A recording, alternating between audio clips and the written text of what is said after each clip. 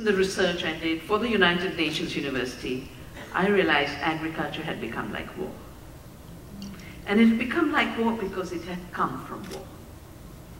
Every chemical we use in industrial farming is a war chemical. Whether its origins is xylon B that was used in the concentration camps to kill millions, or as poison gases, that's where the expertise began. And it should have been folded up. After the Nuremberg trials, we should have had no chemicals on this planet. What began as tools for genocide have become tools of ecocide and genocide. The fact that just in the last few decades, since the chemicalization of the world spread, the recent Living Planet report has said 60% of all species have gone, 83% of freshwater species, and I work with seed. I say seed is my sacred duty for this beautiful earth. 93% of cultivated diversity is gone. And this is also at the root of climate change, the animal component, the life. I would differentiate from a lovely sacred cow in our backyard. I started my research foundation when my mother said, you want to serve society? Do you want to give up your job? Take the cowshed. So my grand research foundation for science, technology and ecology is really a cowshed institution. And I'd seen my mother love the cow and the cows, sometimes even more than us. So I always say I don't have an inferiority complex in terms of my relationship, and nor a reactive content. But factory farming is what Sadhvi Bhagwati is referring to. Cows graze, that's why they're called herbivores. That's why they've been given 4 stomachs, to turn that amazing roughage into their body's nourishment, the milk we get, and everything else we get. They weren't designed for eating grain and intensive feed. They're 10 times the grain that is fed to factory animals.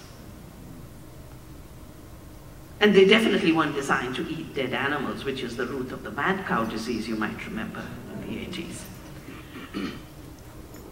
Species extinction, I already mentioned, it's 1,000 times more than the natural rate. And every report of the UN, whether it be the biodiversity panel or it be the Living Planet Index, they're all talking about agriculture and land use as the single biggest driving force for species extinction. And water, I've watched how Punjab, the land of abundant water, water used to be at 10 feet. It used to be a land of Persian wheels. The World Bank said it's primitive to have Persian wheels, have tube wells. Subsidies were given. In 10 years' time, we're going to have a huge scarcity of groundwater in Punjab. And already there are water wars. Because if you grow the same amount of food with 10 times of the use of water, and then what little water is there, you leave it polluted with the runoff of the chemicals, the nitrogen, the pesticides. And the most painful part, because I did my MSc honors in physics from Punjab University, I saw it as the land of prosperity. Today there's a daily cancer train that leaves Punjab. Daily cancer train, to take the victims who are farmers and children. The soil and desertification, if you look at the big crisis of forced migration, it's being driven by the same processes. I've done so much work on the issue of the degradation of the land.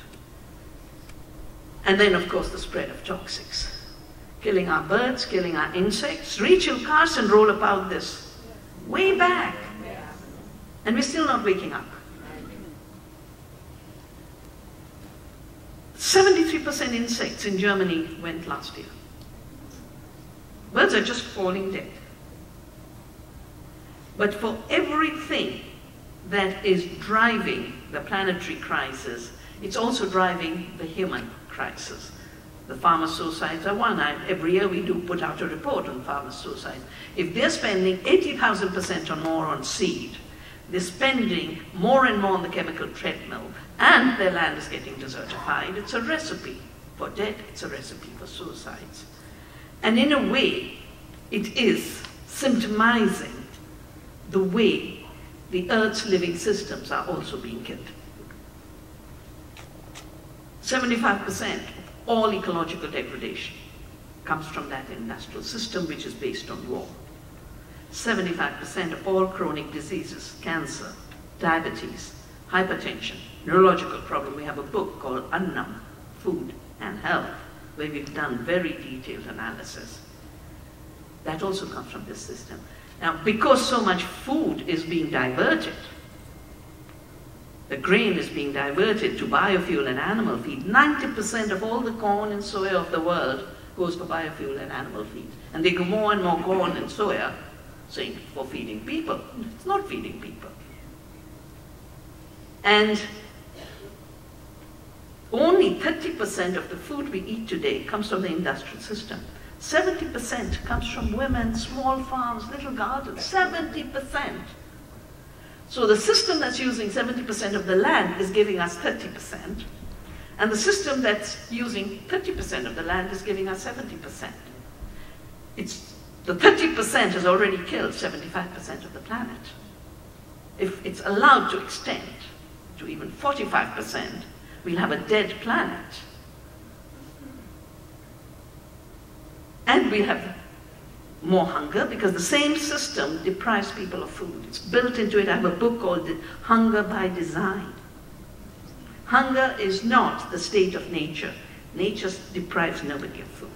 It is not the state of local economies. It is part of the structure of this industrial system. So it's also war against the poor. But for every problem that has been created by that system that's like a war against the earth, if we shift and serve the earth, give care to her, protect her, and it's called agroecology in the scientific language, it's called organic farming, it's called ecological agriculture. You can give it what name you want to, but it's working with the laws of the land, basically giving service. And I believe deeply that food is a return gift that the earth gives us. We don't produce food. We don't produce food. The earthworms produce it, the bees produce it, the pollinators produce it, the sunshine produces it. We help along. Or we can destroy. Because everything is food, as one of our Upanishads says. Everything is something else's food. And that is the choice we've given in the issue of consciousness. We have a choice that's dead end, towards collapse, predictable, and every report is telling us we have a 10-year time frame to make the shift. Or we have regeneration, not just ecological regeneration, which is what the scientists talk about, but a spiritual regeneration of our relationship with the earth. And we start healing. I get letters by the day. My child had this allergy, or my child had this autism, and I shifted the diet, and they're healthy now. Daily, at a daily basis. In the places where we work, the Navdanya movement, that I started to save seeds, we work in the capital of the farmers' suicides, the area where the GMO BT cotton is concentrated. We've been working with love, saving the seeds, helping with organic farming. I just got a message, BT cotton 60% down, organic cotton up. Now that just means a few years more and we'll have brought change. I want you all, each of you, to just remember two things. One, because food is nourishment and everything is connected through the food system, how we eat our daily bread is a determinant for the fate of the planet and the fate of all of humanity. And therefore a change in that simple act of eating with conscious eating is a big shift. Second, join us. Join Navdanya. Go to the Seed Freedom website and join the movement to make this planet a poison-free planet, to end the war against the earth and our food, and begin the peace with the earth and humanity. Thank you.